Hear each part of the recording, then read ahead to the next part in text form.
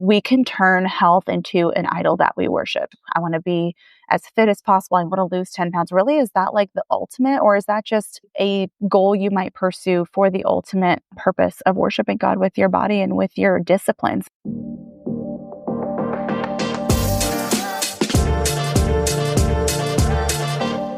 Welcome back. We're continuing our health and wellness series. Today, we are with my friend, Jordan Lee Dooley. She's a best-selling author and podcast host who helps women untangle the confusion around health and faith so they can stop striving and start living with peace. That sounds wonderful. In this episode, we talk about what it really means to be good to your body, not through trends or perfection, but through stewardship, simplicity, and grace.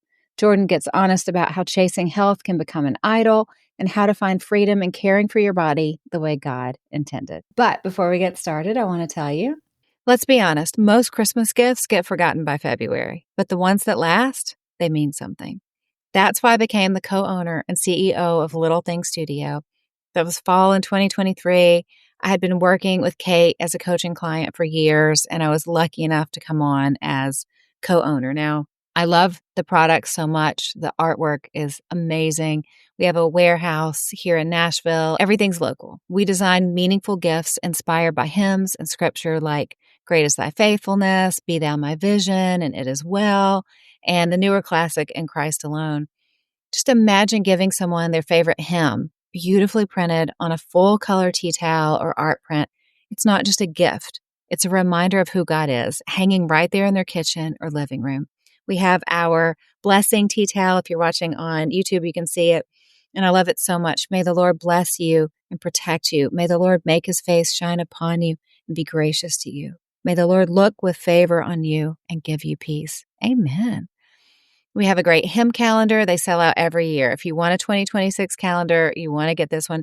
One of the best things about our hymn calendar is after you use it each month, you can cut the page off and it becomes a free 8x10 print. It's stunning. We have our big 40% off sale right now for Christmas season. So go to Little Things Studio and shop while you still can. Again, it's Little Things Studio. Check it out. Send me a message. Let me know what you think. I'm so proud of this company that I get to steward. It means so much. I'm having a blast.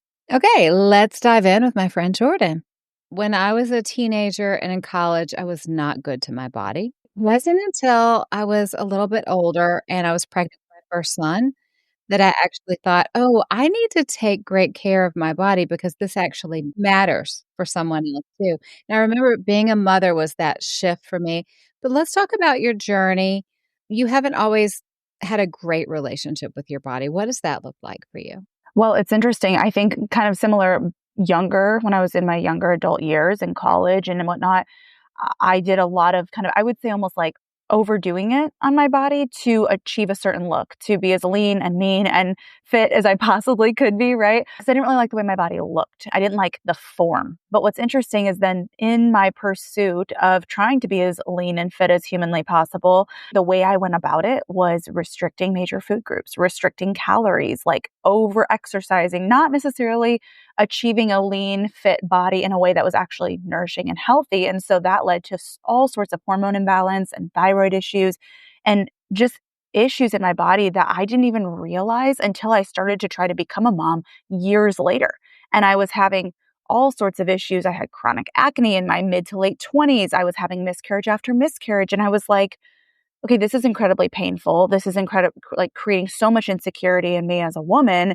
And it's like really confusing because every doctor that I talk to is saying, we don't know what's going on. Like, you're young and healthy because I looked fit. It's kind of been this journey of then I kind of wanted to fix the function of my body. I wasn't so concerned with how lean or fit or perfect it looked on the outside. I just wanted it to function properly. I just wanted to not have cystic acne under my skin and painful boils. And I wanted to not lose a child after child, So it's like there was a season where I was really frustrated with my body when it came to how it looked. I didn't like the form of it. And then in trying to fix that and like trying to fix that frustration of mine, actually created another problem and really then found myself in a place where I didn't like the function. It wasn't doing what it was supposed to. And so then I kind of went on a different type of wellness journey to try to fix what wasn't working. Yeah. So, what was the underlying cause? What caused all those issues for you all those years? It was honestly a combination of, like, hypothyroid. I had an undiagnosed endometriosis going on. I had just a lot of gut imbalance. I mean, I just had kind of a hodgepodge of issues that you really wouldn't know from the outside because I ran every day and I ate salads and I thought that I was pretty healthy and I felt pretty good, but I didn't really have great energy. I had no fit, I was like Yeah. living on caffeine.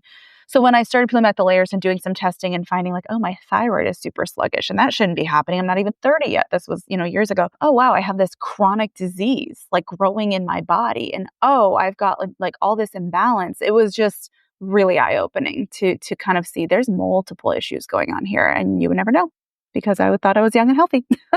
So fascinating. Yeah. For me, we found out I had a gut microbiome imbalance, which was causing autoimmune issues with my thyroid. But all my numbers look good. If we hadn't have done special testing, we never would have found it. So it is. It's so And important. and that's something I think is worth just touching on for a second because I feel like in our culture, we're so used to everything being so fast, right? Like Amazon 2-day shipping and instantaneous access to pretty much any answer we want, especially with the world of Google and ChatGPT. And what's difficult and frustrating about when there's something going on with our bodies is we might do a little bit of testing, like some blood work, and it looks like all our numbers are fine, or we're not seeing the answer. And it can take some digging and some layers and some trial and error to really figure out what's actually at the root of this. I had something similar when it came to, I had a lot of acne. And one of the things we found was some like inflammatory markers, but we didn't know where it was coming from. And so I remember at one point we tried thinking, well, maybe I'm having like a reaction to dairy. Maybe dairy's the problem. And it wasn't until a little bit later and a lot more digging that we found, well, dairy is actually triggering the root problem. Dairy itself and drinking milk or whatever isn't necessarily a root cause. So it can be frustrating when you're trying to get clarity and find why is my body breaking down in this way or why is my body behaving in this way. It isn't always as instantaneous and like cut and dry as we'd like for it to be, and it can take some commitment and some digging. And I just want to encourage anybody who might be in that place that that's normal and that that can happen, and to stick it out and to keep seeking answers and keep advocating for yourself, because it is so frustrating when you're like, I can't figure it out, or I thought I figured it out and I was wrong. So Yeah, that's so good. I think it took maybe 6 to 9 months to fix my gut. And when I tell people, they go, "Wow, it took that long. I don't know if I would be so dedicated to finding out what's wrong." I'm like, "Time's gonna pass anyway. You might as well make sure you're gonna feel good at the end of 6 to 9 months, or else you're gonna be in the same place." it's so true. It's so true. Nothing changes if nothing changes, right? Like that's kind of that cliche phrase, but it's true. I don't know. I don't know about you, but there's been times where I've been trying to get answers and I've just been really frustrated in the process. And I feel like no matter what I do, it's never enough. But that doesn't mean what we're doing doesn't make a positive impact and doesn't hold any weight. And so two things can be true at once. It can be hard and it can be frustrating and it can take a long time and it can be worth it. So I'm into that. So, is there a specific lie that you had to unlearn to help you be at peace with your body? honestly, 1,000. But I think one of the biggest things, just at the root of most of my frustration, was that my body's this project or problem to fix. I mean, really, like whether it was I don't like the way it looks or it's not functioning properly, it's breaking down. We need to fix the acne. We need to fix the thyroid issues. We need to fix the fertility. We need to fix the appearance, right? And so just kind of unlearning that. I mean, it's a lie, but it's also just kind of a mindset that I think as somebody who is naturally an achiever, a doer, I set my mind to something, I fix it. We can kind of apply that to our bodies and to ourselves really easily. At least I did. And so when I saw something I didn't like, I was like, oh, problem. We got to find a solution. And that's fine. Nothing wrong with wanting to heal or solve something that is breaking down. But it just really began to impact the way I viewed my body, less like a gift to take care of and more like a project I had to fix. And it was like a puzzle I had to solve. And when you start viewing your body that way, it can almost lead to, I know for me, I kind of shifted away from, okay, what do I need to do to support my body well, into what do I need to do to fix my body? And that can very quickly lead to like punishing your body and like trying to beat it into submission and doing what you want. And that can be just as unhealthy. It can lead to obsession and idolatry and all these other issues that can be just as toxic or unhealthy as processed foods or whatever other thing we may find to be unhealthy. So, Yeah, and I think it's easy to slip into that, especially because we live in such a visual culture with TikTok and Instagram, and yeah. you get put in the wrong algorithm, and I think it's just kind of death for your happiness. Yeah. 100%. This is the way Yeah. you should look, and this is, these are the things that you should do every day. There's a lot of opinion. Yeah.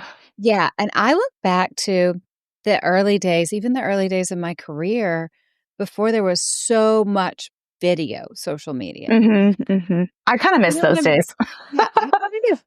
Like, you could just took a photo, but I I didn't feel badly about my body, or I didn't feel badly about different things.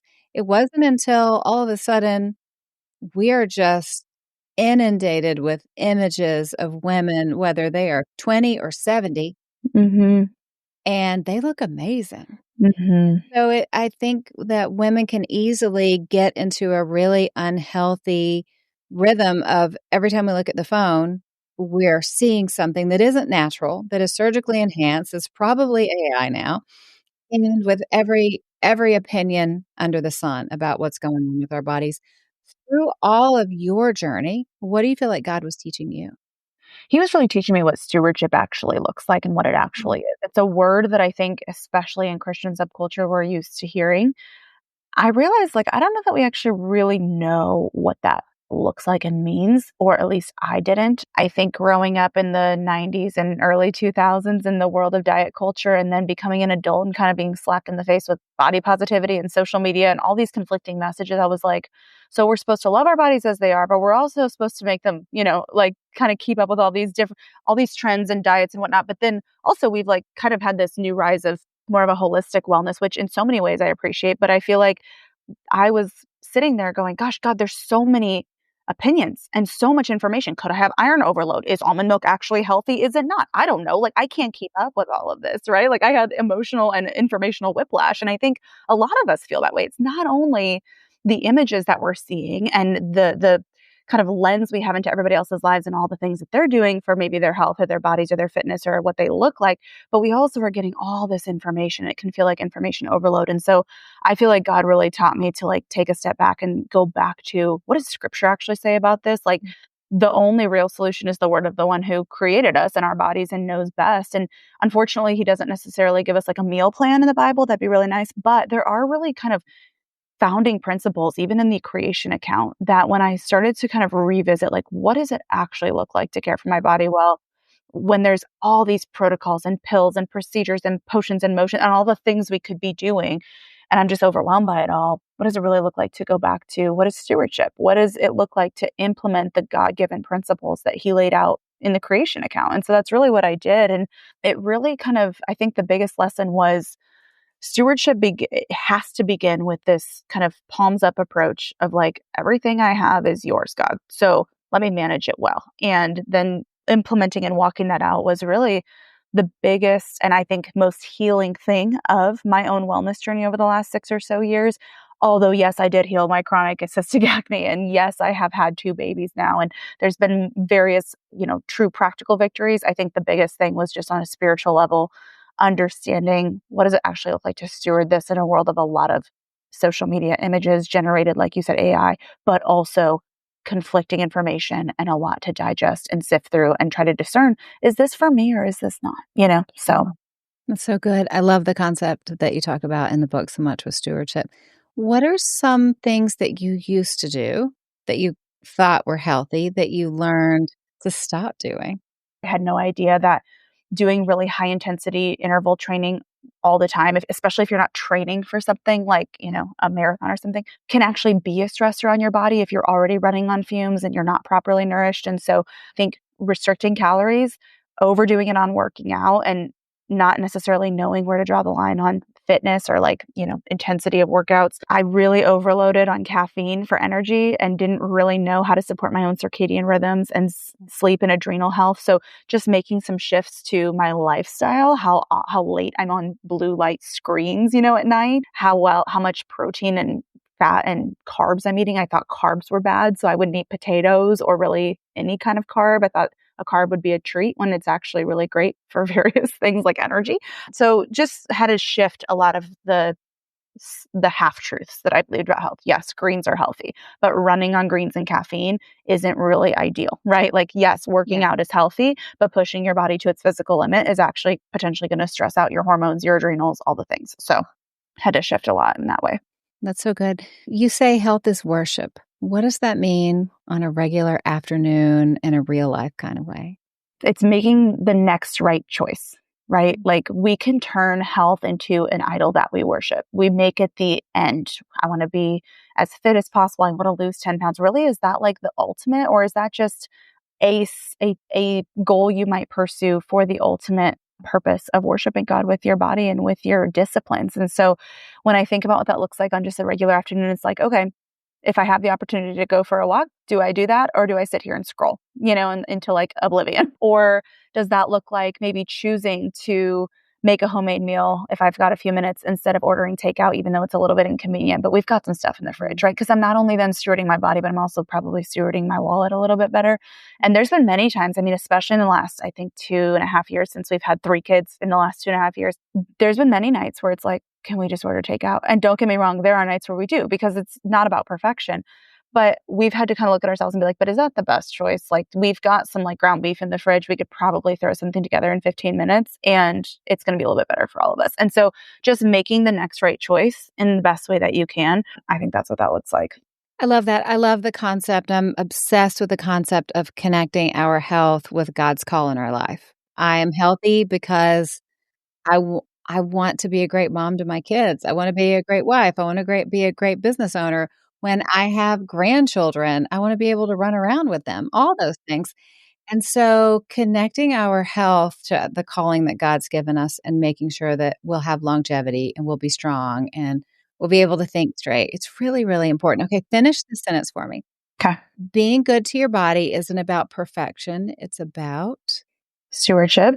so talk about that. Being good to your body isn't about perfection. It's about stewardship. Even more, I want you to go a little deeper with that. Yeah. Well, I think we can quickly turn being good to our bodies, or taking care of our bodies is really what that means, right? Yeah. We can turn that into a list of like all these to-dos and all of these things to avoid. This is the hard part. The more you learn about how much in the world is bad for you, it can kind of be unnerving. And it's like, gosh, sometimes like ignorance can be bliss in some ways. But, I actually wrote in the book, there's a chapter where I talk about that old adage where people say, oh, everything's going to kill you. Have you ever heard anybody say that? And I think we can either kind of we say that or think that maybe in the back of our minds, either kind of to justify apathy, like, well, whatever, I'm not going to worry about it because everything's going to kill you. Yeah. And it's like, instead of taking something seriously, or that we can swing to the opposite end of the spectrum into this kind of obsession, perfection of like, well, everything's going to kill me. I've got to avoid everything. And like kind of, and so when I think about perfection, or I'm sorry, stewardship over perfection, it's like, if I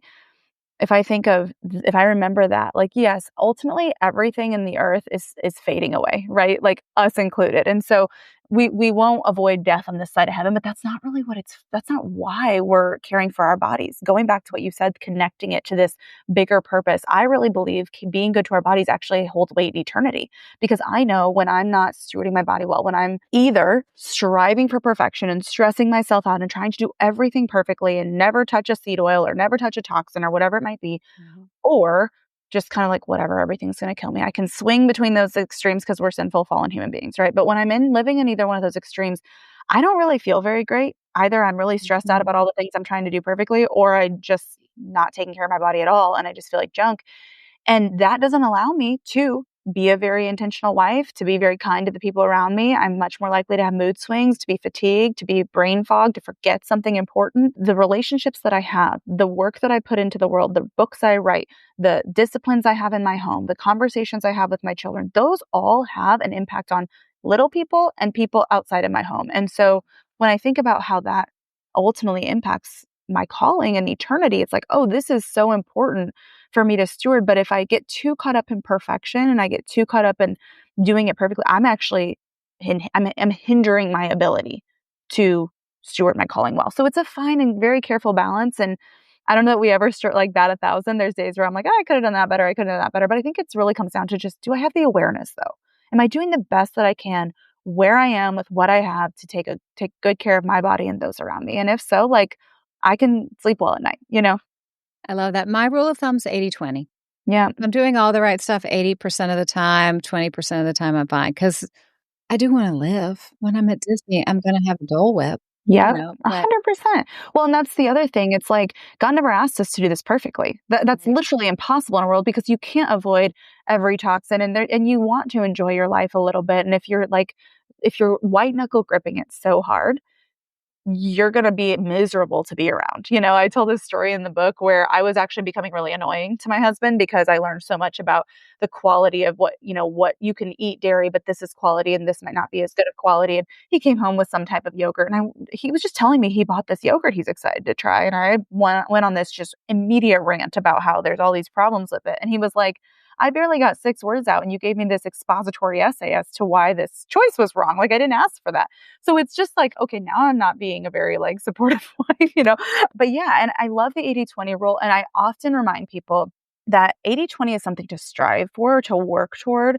But if you've started at 0, 100, like if you've pretty much lived on convenience foods and haven't worked out in 3 years and, scroll your phone till 11 p.m. and you're just like, I am really not living the lifestyle I'd like to be living, even 10, 20, 80, like moving into 20% being healthier and 80% still, like that's still progress. So I think a lot of times people are like, I don't even know how to get to 80/20. Okay, start with 20/80, like improve 20%. And that's still a win, right? It's yeah. so I think just keeping that in mind too is really important and just knowing where am I starting? Like what's my starting line instead of comparing it to someone else's like current reality. So Yeah, that's so good. What's the simplest first step that a woman could take today to start being good to her body? well, I think you have to start with your beliefs. Do you believe your body is a good gift? Or do you believe it's something you need to fix? Like you have to kind of answer that question honestly to be able to take any kind of lasting action, right? And then really, I would say the next step is look at your life and consider what's something that I can change, swap, or adjust that would be sustainable. Can you just build in a rhythm of I go for a walk every night after and do something free? You don't have to go swap all your products today, or, start buying organic everything today. Like start with the free, basic, everyday, boring stewardship things. Open your window and get fresh air. Go for a walk. Move your body. Like, shut your phone off. It's free to shut your phone off. I have to remind people of that. Like, that's good for your health and it's free to do, Like, so one of those things, whether it's building in a rhythm of daily movement, walking in the morning before the kids get up, or walking after dinner with the family, or shutting your phone off at 9 p.m., something like that, I think is the most important place to start deciding to just cook at home a little bit more. One of those things is going to be something you can probably sustain and you're not going to feel like, oh my gosh, I just had to overhaul all of my favorite products or all of my, my grocery bill just doubled. Don't do that to yourself because then you're not going to stick with it or you're going to get yelled at by your husband potentially. So start with a walk after dinner. Start with shutting your phone off by 9 p.m. and turning on a low dim light and like reading a book, like support your circadian rhythm, get some fresh air, do those things. And then you can start doing the bigger things. I will say, after almost 30 years, my husband still rolls his eyes when I let fresh air in and air the house out. Really? Okay, well, you're like less intense than me. My husband like rolled his eyes because I wanted to put red light bulbs in our lamps in our rooms so that we'd have like circadian rhythm supportive light. He's like, you want to do what? Now he loves it, but We do have a lamp in our bedroom with a red bulb yeah. and he thinks it's sexy. So It's the mood. Mood. You're like, I have to be careful when I turn this lamp on. He's annoyed by the open windows, especially in winter. That's Want to funny. air everything out, but the red Yeah. light makes him very happy. Oh, how funny. Okay, last question. Let's end on hope. What's your vision for women who get your book and read it and then feel like they're starting to get this right? What does life look like when we stop fighting our bodies? My hope is that really it feels like a breath of fresh air. I want you to feel like you can breathe and that you're thriving and that you're not trying to live up to some unrealistic ideal or standard that's been arbitrarily set by social media or your own expectations of yourself or someone else's voice, but really like getting back to the way God designed you to live. We've just gotten so far from it in our society that the norms of our society are just so far off, like the fake food and the being attached to devices and all of the things just remove us. So God placed us in a garden. He could have placed us in a city with fluorescent lights and really bad coffee and a cubicle, but like he placed us in a garden when he first made humans. And so that tells me like we are designed to eat real food and to live outside and to be in community and to move and to breathe fresh air. And so my hope is just that you like get to revisit what did God design me for and how can I get 1 to 2% closer to that? unfortunately, we can't just all strip our clothes and go live in a garden, and eat unadulterated food. Like, we live in a fallen world now, and we've come so far from that. But there are small little ways we can get back to living a little bit closer to how God designed us to live. And so that's my hope, is like, I hope that you get to experience the joy and the freedom of doing that, of connecting your health journey with your faith, with an eternal calling, not just arbitrary fitness goals or whatever the world's told us health is. And that in doing so, you get to kind of rediscover the joy of returning to God's design, even if it's just 1 or 2% at a time. I love that. I know I said that was the last question about this before we move on to fun questions, but I have a follow-up. What do you think are some of the challenges that women face in doing that? What are the biggest obstacles that we need to overcome? Well, we're bombarded by information of every quick fix under the sun, whether it's different procedures for our body or protocols we should try or whatever. And we're bombarded by health information online. And sometimes we lack a support system or the budget. A lot of times we think health has to be really expensive, and it absolutely can be. Like, there are absolutely things and investments we can make, and sometimes they're worthy investments. Don't get me wrong. There are areas that are great to invest, but it can be a costly endeavor, an investment. So whether it's, lack of financial freedom to just invest in all the healthy new things, or testing or whatever, lack of spouse or family support, our own, we get in our own way, like our own doubts of like, does this really matter? Do I really need to change anything? And then also just all of the information. It's almost, I remember feeling like, man, I cut out dairy thinking it was healthy. And then I came across a different school of thought telling me how bad it is to drink copious amounts of almond milk. And I'm sitting there drinking my almond milk smoothie, about to have a mental breakdown, because I'm like, well, what am I supposed to do? So it's all of that, all of that can really just serve as like hurdles and hindrances. And that's kind of why I say you have to kind of start with like, what's realistic for you and what can you do in your life? And I think having conversations with those who would be your support system and who you would need to kind of get on board, whether that's children or a spouse or both, or people in your local community that kind of support you, and just help them understand why it's important to you. Help them understand the bigger picture beyond just, oh, I want to be crunchy or I want to be super fit, right? Like, it's not about a label. It's actually about like a lifestyle, and it's about an eternal calling. And I think if people have some understanding, and those in your home have an understanding of that, you at least might get a little bit more buy-in and support from those who are closest to you. So that can be really helpful too. I think sometimes we think if we are going to steward our bodies well, everyone needs to. Now, I have 3 of my sons are super healthy, just like me. My husband is absolutely not. So I don't buy junk. So he and one of my other sons, they'll go get snacks, or they'll bring home wings, or they run to the store and bring home Oreos. I That is their choice. I'm not going to eat it, but that's their choice. And I think sometimes we as women feel like if we don't convince everybody to get on the same train with us, that it's not going to work. And sometimes you just have to let people be. Yeah. And it's hard because, especially when it's people you love and you're like, but I want better for you, like, this is where we have to find the balance of wanting better for those that we love and like trying to positively influence them, or at least making it easier for them. This is why I've really started cooking at home a lot. Like, my husband used to be the cook in our home. And then I think in the last 2 or 3 years, that's really shifted for various reasons. But it can really, like, our good intentions can really quickly turn into trying to control someone else's actions. And that can actually create a huge divide in the relationship. Okay, super fun questions. Jordan, we know you're an Enneagram 3. You're an achiever. I think. Okay, I've had like a little bit of a crisis because I thought I was an Enneagram 3 for so long, but I never did like the official testing. I just had people diagnose me. Yeah. And then I was talking with my physical therapist during one of my PT sessions a few months ago. And she's really knowledgeable about it. And she's like, I don't think you're a 3, at least not what you're telling me. And I'm like, wait a second. So now I have no idea what I am. And I probably need to do the official testing. Okay. I mean, I've bombed, but knowing you for years, you're very achiever.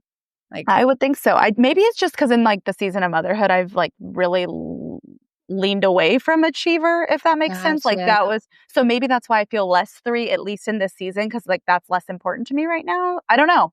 You could be moving a little more into that wing 2, the helper, probably because you have little tiny babies. Yes. Yeah, that makes sense. Probably. What about a song that you have on repeat? Well, other than Wheels on the Bus, because I don't have a choice.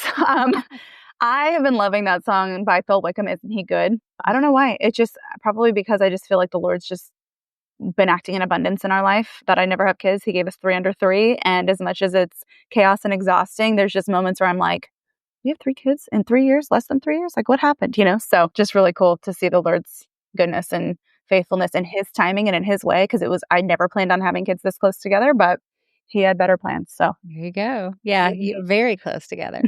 Right. What about, we'll see, I don't know if you've had any time, a TV show or movie? We haven't really been watching a whole lot of TV shows or movies. I'm like, I can't even remember the last series we watched. So I don't really have a great answer for that one, unfortunately. No Rex from me over here. For me, I didn't watch TV for maybe 20 years, and it wasn't until my boys became teenagers and they wanted to watch something with me. Yeah. That It's fun though. Yeah, that's when I first started. Okay, what about a product that made you text a friend and tell her she needed to have it? Okay, I have a whole list and I have them with me, so I will show you if you are watching the video. Okay, Yeah. so one of my favorite new things that I've recently discovered and that's recently launched, this is a liquid non-toxic highlighter. Look at how shimmery, and can you see this on the video? Yeah, I How can. shimmery it is. Like perfect for holiday, that just came out recently and I've been using it and I love it. I didn't put it on because I wanted to like put it on during the video. But anyway, this is a really great non-toxic highlighter, like Oh, that's cosmetic great. product. Who's it from? So it's from Crunchy, which is a non-toxic beauty brand that I love and share about all the time. So that's one of my favorites. Another favorite product that I want to share, because I've been loving this one too, especially in the fall, is a bone broth protein. But this is a pumpkin spice bone broth protein by Taylor Dukes Wellness. Get So out of town bone broth that tastes like pumpkin it spice? it does not taste like bone broth at all. I literally put a scoop of this with some like half and half or like heavy cream, and then I'll like stir it up, and then I put my like decaf coffee in it, because if I have caffeine right now, my baby won't sleep. But this has been so fun to have because I love having like a protein coffee in the morning. So I'm gonna try that. You're gonna send us links so we can put them in the yeah, I'll send you links. So those are two favorite things that I've been loving. This is great for holiday time. This little liquid highlighter, it's just like a little shimmer. They have like a subtle pink shade and then more of like a goldy tone. And then the bone broth protein, especially the pumpkin spice flavor. And I think they have some holiday flavors coming out too. But it's super clean ingredients. 100% grass-fed beef bone broth protein. There you go. Coconut milk powder, organic pumpkin seed powder, organic cinnamon, unrefined sea salt, organic ginger, organic monk fruit extract, organic nutmeg, and organic clove. I'm all Like, in. no natural flavors, no artificial flavors, none of that garbage. It's great. Yeah. That is wonderful. Well done. Okay, finally, tell us all about the book and where we can get it. Well, the book is anywhere books are sold. Amazon, Target, Barnes& and Noble, a lot of local indie retailers have it. And really, it is all about getting back to God's design. Practical, simple ways you can do that in your life, in your everyday life, kind of like that question you asked me, in a world that really has a lot of convenience, a lot of quick fixes, and a lot of confusing health advice. When you're feeling overwhelmed, when you feel like you just want to throw in the towel because no matter what you do, it's never enough, or there's always somebody else with a different opinion, I just hope that this is grounding for you and really just empowers you to go, okay, but what can I do in my life to get 1% closer to how God designed me to live? Oh, so good. Okay, tell everyone where they can find you. You can find me online, jordanleedooley.com, or you can find me on Instagram at jordanleedooley. It's all spelled exactly how it sounds. I do have a podcast. It's called She with Jordan Lee Dooley, and I really talk a lot about this kind of stuff, wellness and motherhood, and really all of it from a faith-based perspective. So It sounds wonderful. Well, thank you for coming back on the show. It's always so fun. thanks for having me. How great was she, right? This is such a special topic to my heart, and to go deeper on this concept that when we take care of our health, it is stewardship. It's not perfection, shouldn't be punishment. It's stewardship of this great gift that God gave us. So, as always, I'm so grateful that we get to spend this time together. Thank you for being here. Thank you for making an investment in your health and the way you think about your body and the stewardship of that body that God has given you.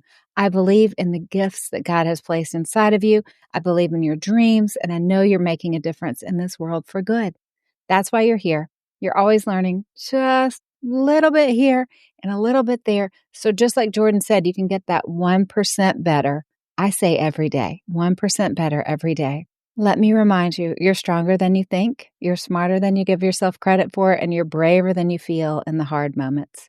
The best part is you are just getting started. It's my joy to get to coach you and cheer you on and remind you that with God, you have what it takes. So keep stepping up, keep showing up and loving well, because you know the truth.